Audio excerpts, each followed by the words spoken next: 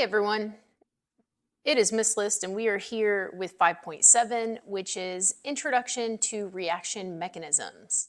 So we actually introduced this when we talked about elementary steps because many reactions do not occur all at once. They will recur in a series of steps. And these multi-step processes we call a mechanism. And those steps of the mechanism are elementary reactions, and they combine into the overall chemical reaction that we're used to seeing. So this is an example of a mechanism. We talked about this one earlier. It says the conversion of ozone into O2 occurs in two steps as shown below. Step 1, ozone decomposes into O2 plus an oxygen radical.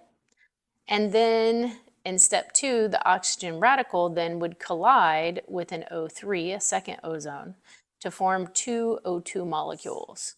So each of these, step 1 and step 2, are the elementary reactions. And together they form the mechanism. So the mechanism is made up of the elementary steps. Now we can use the elementary steps to cancel out any intermediates. And again, we mentioned this when we introduced the concept of elementary steps. The intermediate here would be the oxygen radical.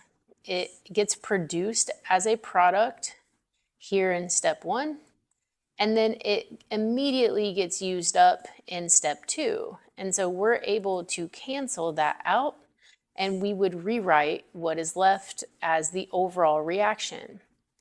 So I have one ozone plus a second ozone. That's where I get the two O3s. And then remember, when we have no coefficient, we assume it's a coefficient of 1. So I have one oxygen molecule plus two more. That's where I get the 3 oxygen molecules. So how do we prove that this was the process? I mentioned this when we talked about it earlier as well. You would need to do the reaction and pause the reaction at different junctures. And if you pause the reaction at different points in time and analyze the contents of your reaction vessel, then you can piece this together and have evidence that will either support this idea of the mechanism or refute it. So you would back this process up by experimental evidence. The conversion of ozone can also be sped up by the use of chlorine free radicals. And in this case, chlorine is acting as a catalyst.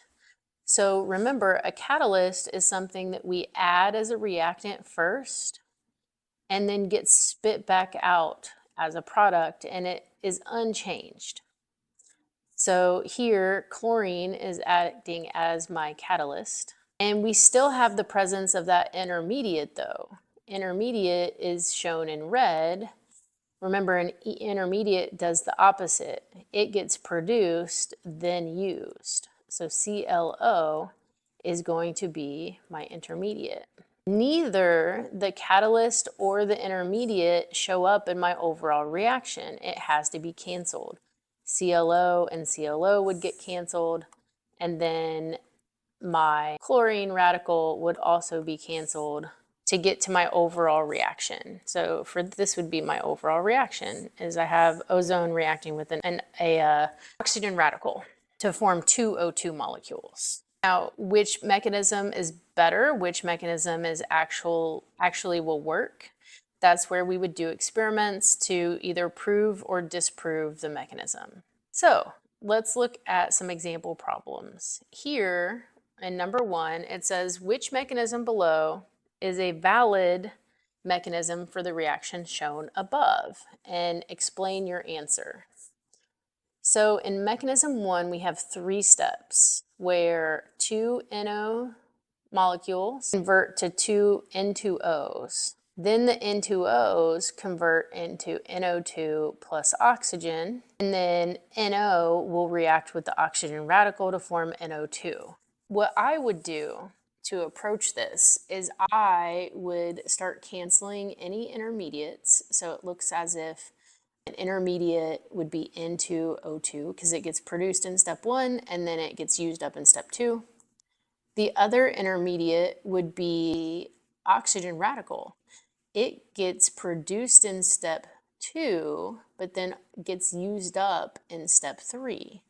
And if I look at what's left over, I actually have 3 NO particles or molecules, and that's going to produce 2 NO2s. That doesn't match up with my original reaction that's up here at all. Oxygen gets canceled out as an intermediate, and so it really doesn't make sense. If I look at mechanism option 2, I have NO plus oxygen goes to NO3, and then the NO3 immediately gets used. So NO3 would be acting as my intermediate. And if I rewrote what was left, I have 2 NOs plus oxygen goes to 2 NO2, and that actually matches what I have as my original reaction. So I'm choosing mechanism 2, and the reason is because when I cancel the intermediates and if there was a catalyst, but when I cancel my intermediates, mechanism 1 does not match the original. So I could say something along the lines of mechanism does not match the overall reaction. Number 2 says the following mechanism has been proposed for the gas phase reaction of hydrogen gas with iodine chloride. They want us to first write the balanced equation for the overall reaction. So in step 1, I have hydrogen plus iodine chloride goes to HI and HCl. And then HI gets immediately used in the next step. So that is going to be acting as my intermediate. It gets produced in step 1 and gets used up in step 2. And that's actually what they're asking for part B. Now I'm going to rewrite what is left. And I have H2 plus 2 iodine chlorides goes to I2 and then 2 HCl molecules. It says if the first step is slow and the second one is fast, then what do we expect the observed rate law to be? And this is a throwback. Remember, our rate law is based on the slowest step. So rate is going to be equal to the first elementary step, K times the concentration of H2 times the concentration of ICl. Example number 3, it says you've studied the gas phase oxidation of HBr by oxygen. You find the reaction to be first order with respect to HBr and first order with respect to oxygen. You propose the following mechanism. So the first thing they want us to do is confirm that this mechanism matches the original. So similar to number 1, I'm going to cancel out anything that was produced, like this HOOBr gets produced and then immediately used in step 2. So that tells me that that is going to be an intermediate. I also have HOBr getting produced and then immediately used. However, notice that this has a coefficient of 2 BRs, or 2 HOBRs. So I need to take this whole reaction times 2. 2 of U, 2 HBRs, 2 waters, and 2 BR2s, because that's what's going to allow the intermediate HOBr to cancel. So my intermediates, I actually have 2 of them, HOOBr and HOBr. What's left over? I have 1, 2, and then 3, 4 HBRs. So 4 HBRs.